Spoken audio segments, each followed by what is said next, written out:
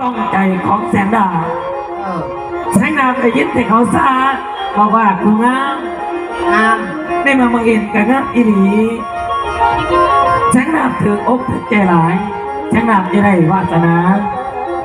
ได้เป็นนางคล้องเป็นความไม่มีสีอยู่ในเมืองวังมหานครของแสงดาว เอาจับนะบอกวาสนาก็ได้สิทธิ์แทงงาน ไรหาลา โอ้ยไม่ได้สั่งขึ้นมาหูเรื่องถูกไหม นี่ ว่า ไปเมื่อสนุกลาไปเมื่อจะน้อยลูกเคยคอยมาก วาสนาเกินไปได้เป็นสีกิจก็แสงดาว เดียวนี่บ้านสนานะคะสิแดง โอ้ กางแด แส ง ง นะ ดาวหน่อยเกินไปซะแล้ว เอาจังสี่สนุกลาเจ้านังกำเมื่อไปสาเพราะว่าแม่บริเป็นเราเจ้ามากจะดีมันเป็นเจ้ามากคิดแต่บุรุษลาย ายแสงดาวมาเมื่อนี้มาในความดีจิตใจบริสุทธิ์ผู้มีข้างนอกที่คนโกงว่าไปทั้งกัน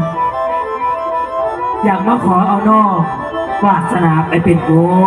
พ่อจะอยู่ไกลเท้าได้บอกเจ้าอีเมแท้ มาขอจังไดเขาจะเอาลูกเอาหัวในลูกลา เอาก็แล้วแต่แสงดาวมา มันจะเป็นไปเพราะมันกับพีทบ้านพีทเมืองตอนเขาจะมาขอมือนี้เล่าคือบริจาคเรื่องจากเล่าจะเป็นเด็กน้อย ย้ายไปซีนบอกอีกแสงดาวนี่เราเป็นกษัตริย์ทนคิดอะไรอย่างนั้นต้องได้เก็บทีมเมื่อย